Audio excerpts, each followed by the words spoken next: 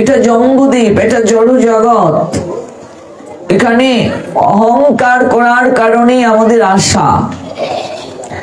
আপনি এই জগৎ থেকে যতদূর যান, ব্রহ্মলোকেও যদি যান, সেখান থেকেও ফিরে আসতে হবে কৃষ্ণ ভজন যদি না করেন। আর স্বর্গ তো বাড়ির কাছে, স্বর্গে গেলেও মানুষকে ফিরে আসতে হয়। মৃত্যুর পরে স্বর্গীয় শব্দটা যারা লিখে ওরা হচ্ছে বোকা। মৃত্যুর পরে পরিচয় দিতে গিয়ে আমরা লিখি স্বর্গীয়। স্বর্গের উপরে আরো অনেক লোক আছে, কাজে এখানে স্বর্গীয় শব্দটা হবে না, হবে পরলোকগত। তিনি এই লোকে নাই, পরের লোকে গমন করেছেন। এবার কর্মানুযায়ী তিনি স্বর্গে যেতে পারেন, পিতৃলোকে যেতে পারেন, ধ্রুবলোকে যেতে পারেন, জনলোকে যেতে পারেন, তপলোকে যেতে পারেন, বৈকুণ্ঠে যেতে পারেন, ব্রহ্মলোকে যেতে পারেন, এমনকি গোলক বৃন্দাবনেও যেতে পারেন। আপনার বাবা চলে গেলেন বৈকুণ্ঠে, আর আপনি লিখে রাখলেন স্বর্গীয়। ব্রাহ্মণরা এগুলোই আমাদের শিখিয়েছে। কেমন? কারণ স্বর্গের উপরে যে আরো কিছু আছে, এগুলো আমাদের জানানো হয় নাই। গীতায় গোবিন্দ বলছেন, অল্প বুদ্ধি সম্পন্ন ব্যক্তিরাই দেবতার পূজা করে, স্বর্গ কামনা করে। যারা বেআক্কেল লোক তারা অবিধি পূর্বকম গোবিন্দের কাছে যায়। স্বর্গটা কি? ভোগের আলয়। আপনি ব্যাংকে টাকা রেখেছেন, যতদিন টাকা থাকবে ব্যাংকে ততদিন আপনি একটা মুনাফা পাবেন। টাকা যদি আপনি ব্যাংক থেকে তুলে নেন, আপনি কি কিছু পাবেন? পুণ্য যতদিন থাকবে স্বর্গে গিয়ে মানুষ ভোগ করবে। পুণ্য যখন শেষ, স্বর্গ থেকে আবার ফিরে আসতে হবে, যে কোনো একটা দেহ ধারণ করে। জলজ প্রাণী হতে পারে, পশু পাখি কীট পতঙ্গ বৃক্ষ লতা গুল্ম হতে পারে, কর্মানুযায়ী মানুষ দেহ হতে পারে। স্বর্গ প্রাপ্তিটা আমাদের মুখ্য উদ্দেশ্য নয়। শ্রাদ্ধ মানুষ করে স্বর্গ কামনায়, কিন্তু না, শ্রাদ্ধ করা উচিত ভগবান শ্রীহরির চরণ যেন লাভ হয় সেই কামনায়। প্রত্যেকটি মানুষের সংসারী কর্ম করা উচিত ভগবানের চরণ প্রাপ্তির আকাঙ্ক্ষায়। যতদিন যাবৎ ভগবানের চরণ প্রাপ্তি আমাদের না হবে, ততদিন যাবৎ আমাদেরকে জন্ম মৃত্যুর চক্রাকারে ঘুরতে হবে।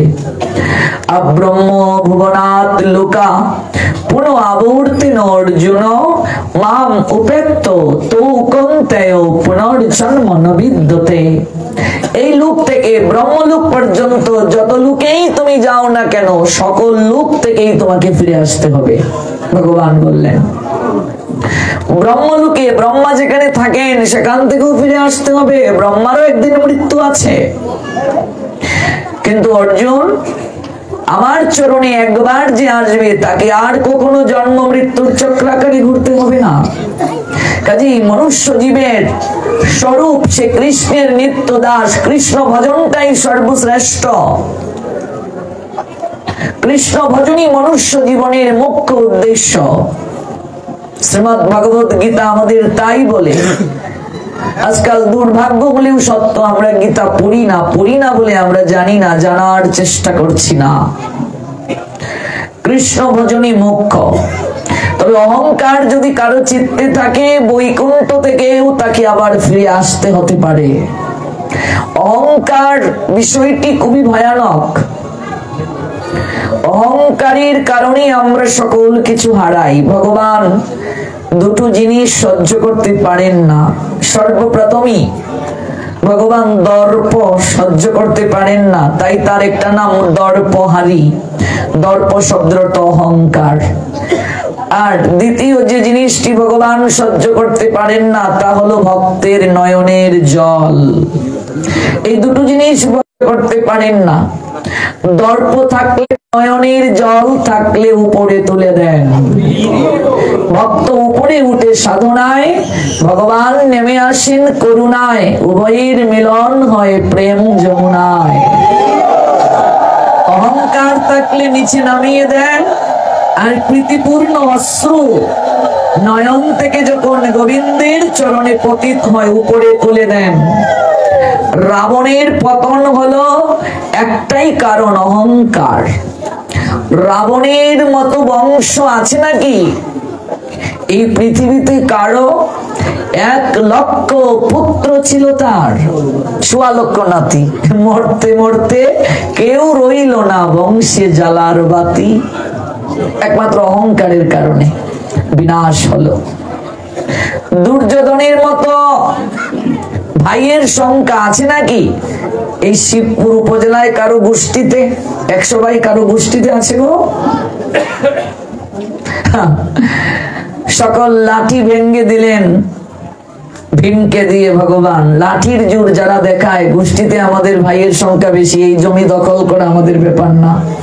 কোনো লাঠির জোর টিকবে না, কোনো অহংকার টিকবে না। গোবিন্দ দর্পহারি জনার্দন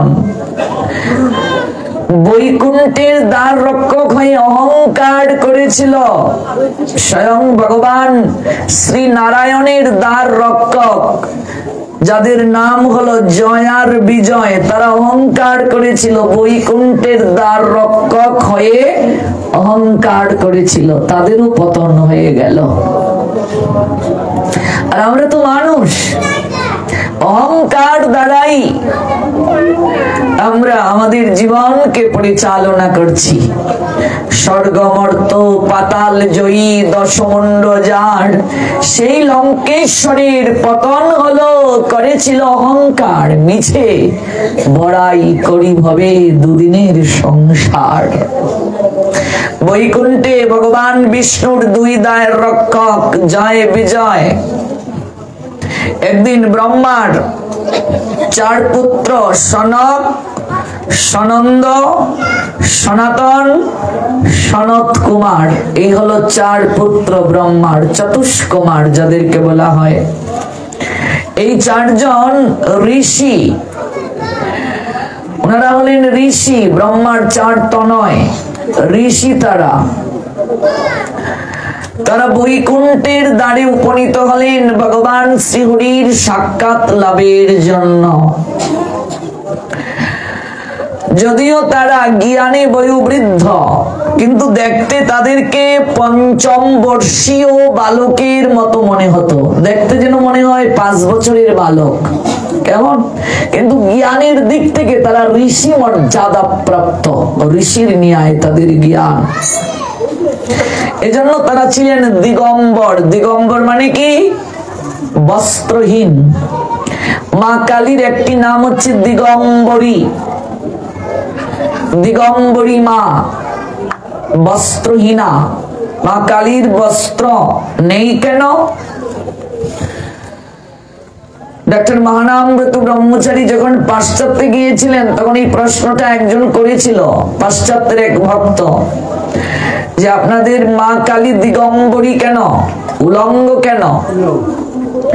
তখন মহানামব্রত ব্রহ্মচারী উত্তর দিয়েছিলেন যে একজন মা যুদ্ধক্ষেত্রে কখন যান, পরিস্থিতি কতটা প্রতিকূলে হলে একজন মা তার সন্তানকে রক্ষা করার জন্য নিজে রণক্ষেত্রে যান।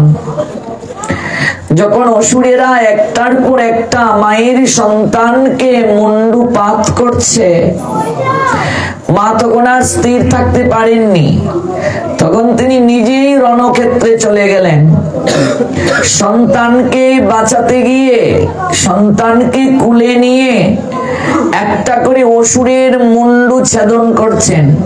লড়াই করতে করতে মায়ের বস্ত্র খসে পড়েছে, মায়ের সেদিকে খেয়াল নেই, অথচ তিনি সন্তানকে মমতার আঁচলে ধরে রেখেছেন।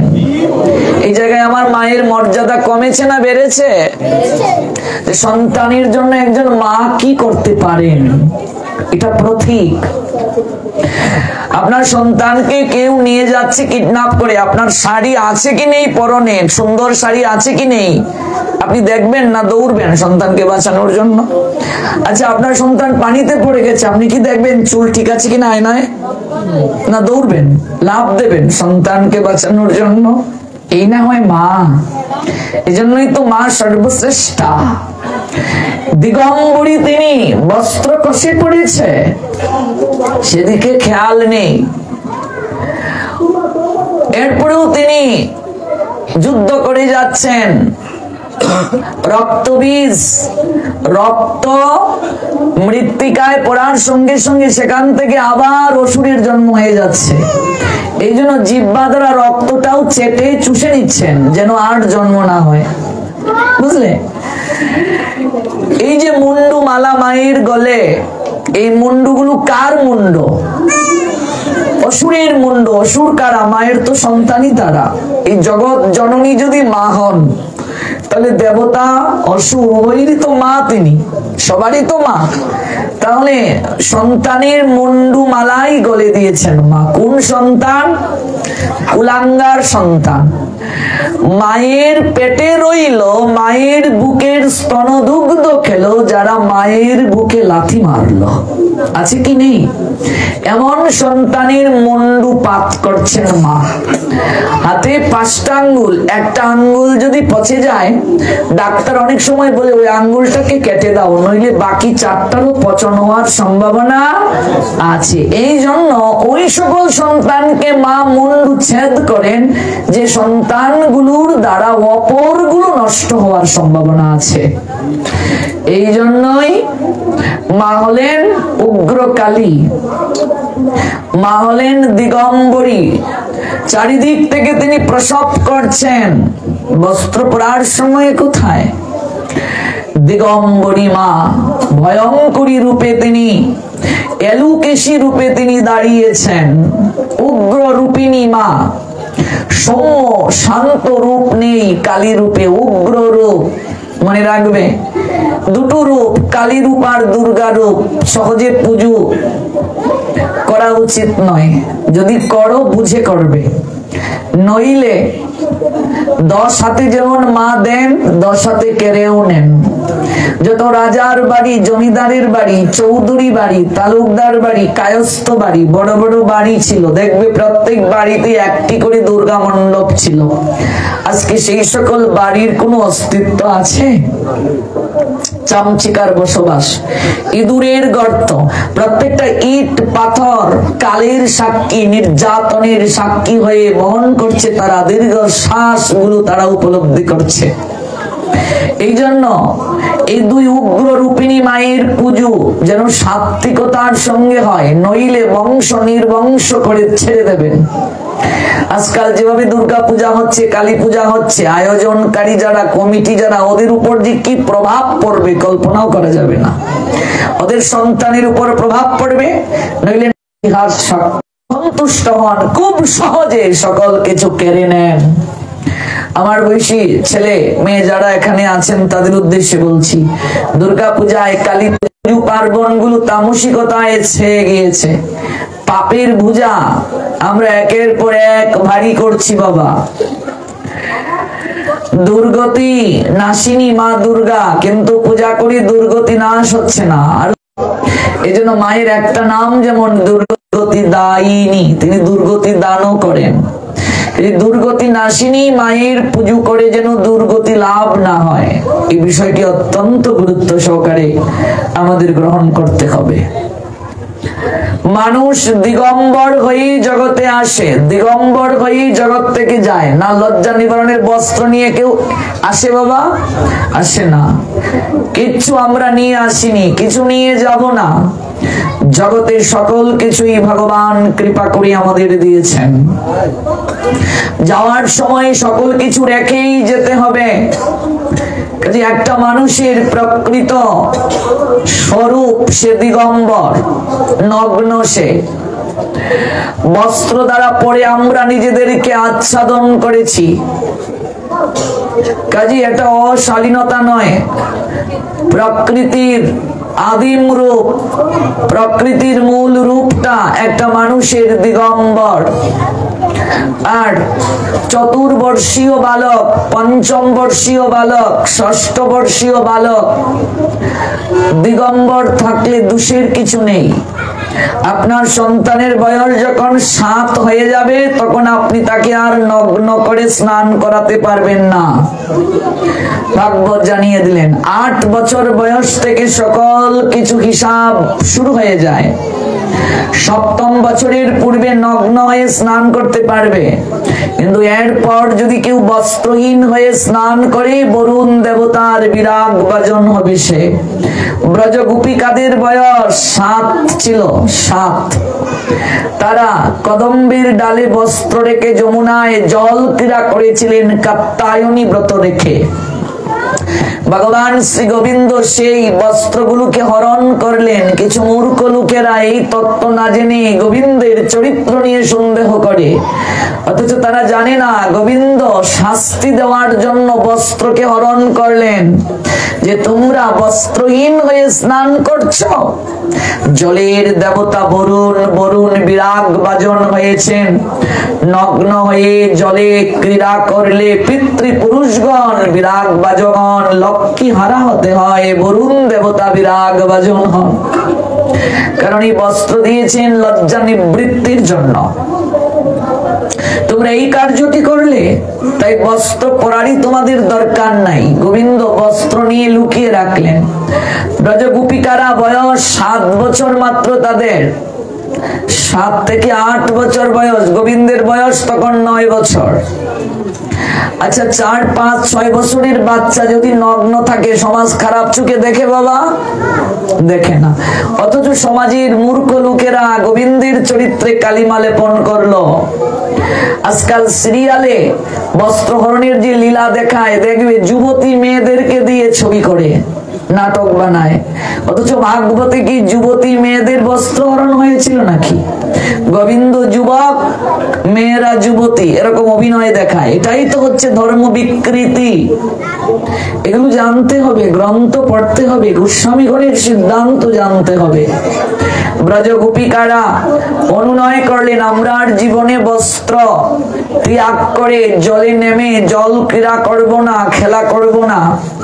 তখনই গোবিন্দ বস্ত্র প্রদান করলেন ব্রজ গোপিকাদেরকে, আর বললেন তোমরা বরুণ দেবতার কাছে ক্ষমা চেয়ে নাও।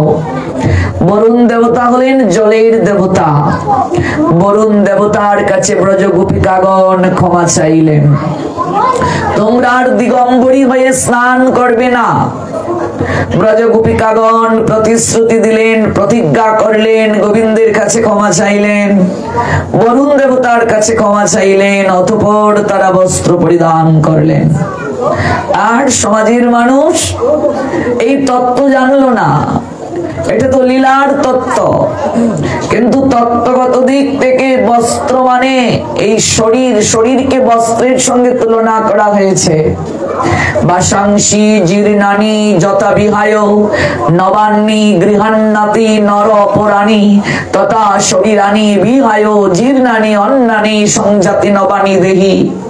মানুষ যেমন জীর্ণ কাপড় পরিত্যাগ করে নতুন আরেকটা কাপড় পরিধান করে, এই দেহটা যে পরিচালনা করছে আত্মা, তিনিও জীর্ণ শরীর ত্যাগ করে নতুন শরীর ধারণ করেন। রাসের পূর্বে এই লীলা বস্ত্রহরণ লীলা হয়েছিল। বস্ত্রহরণ মানে কামনার দেহটাকে হরণ। কাপড় একটা প্রতীক মাত্র। কামনার বসন অর্থাৎ কামনার দেহ, দেহে দেহে কাম হয়, কিন্তু আত্মায় আত্মায় কাম হয় না, আত্মায় আত্মায় হয় প্রেম। তো দেহ যদি হরণ হয়ে যায়, থাকে কি বাবা? আত্মা। আত্মীয় সবাই ভাই আত্মার সম্বন্ধে, আত্মীয়তা নাহি হয় মায়াময়ে গন্ধে। আমরা ওনাদেরকে আত্মীয় ভাবছি আর বাকিদেরকে আত্মীয় ভাবছি না। কারণ কি? আমরা জড় বুদ্ধি নিয়ে বিচার করছি, দেহাত্ম ভাব নিয়ে বিচার করছি, কিন্তু প্রকৃত অর্থে এই জগতের সবাই আমাদের আত্মীয়। কারণ প্রত্যেকের মাঝেই আত্মা রূপে ভগবান অবস্থান করছেন, পরমাত্মার অংশ আছে জীবাত্মা রূপে প্রত্যেকের মাঝে। এই জন্য কামনার বসন যতদিন পর্যন্ত হরণ হয়ে সাত্ত্বিকতার বসন পরিধান না হবে, ততদিন পর্যন্ত রাসে অংশগ্রহণের সুযোগ নাই। দেহের মাঝে বিন্দু মাত্র কাম যদি থাকে, সে কখনো রাসে যেতে পারবে না, রাসে অংশগ্রহণ হবে না। রাস হচ্ছে ভক্ত ভগবানের মিলন। যতদিন পর্যন্ত বিন্দু মাত্র আকাঙ্ক্ষা থাকবে থাকবে, কামনা থাকবে, অহংকার ভাব থাকবে। সেটা পুরুষ ভাব, পুরুষ অহংকার ভাব কিংবা নারী অহংকার ভাব, দুটো ভাবের মাঝে একটা ভাব থাকলেও রাসে যাওয়া যাবে না। রাসে যেতে গেলে গোপী ভাব হতে হবে। গোপী ভাবটা কি? না পুরুষ